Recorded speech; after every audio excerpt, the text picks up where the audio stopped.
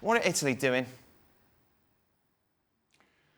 I mean, you have tough rules, but you need to have the balls and the competence to go and get the necessary evidence to go and apply them. And I think on this occasion, once again, the stadium observers let themselves down. In the Cagliari case, in particular, their argument was, well, there was so much noise coming from that section of the stand.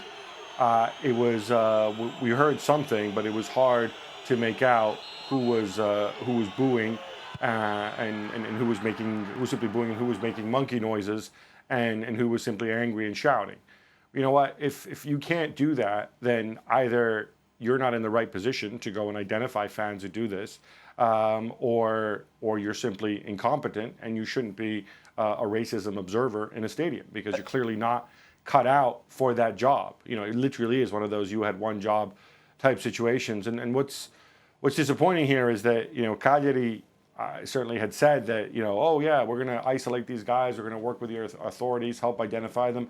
You know, guys, the curva in Cagliari isn't that big. This isn't the yellow wall of Borussia Dortmund. We're not talking, 30,000 fans. We're talking a couple thousand people, most of whom show up there every week. You really should be in a position to go and find the people responsible. And that they don't, I think it's frankly embarrassing.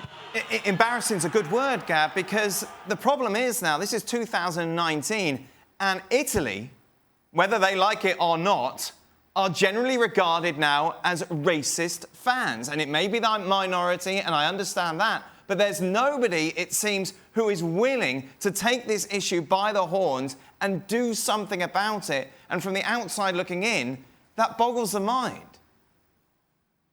Well, there is somebody, and that somebody is Carlo Ancelotti, who came up with a solution, and obviously can only control his team, that I think is something that teams should do if their players get racially abused. You'll recall Koulibaly was racially abused away to Inter Milan last December.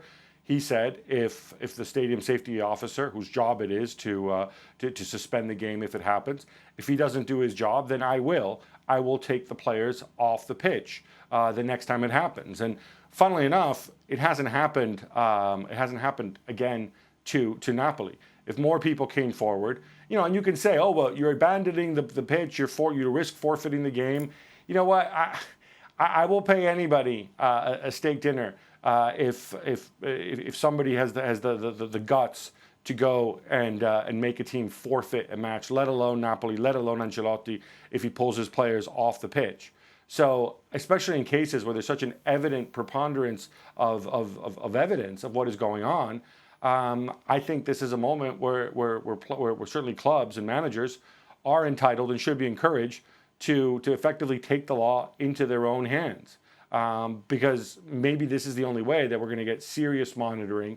And again, as you said, it's not at every club. It's certainly not every week at every club. But it happens enough time that this is severely damaging, and it is just so disappointing that they couldn't do their job in Cagliari.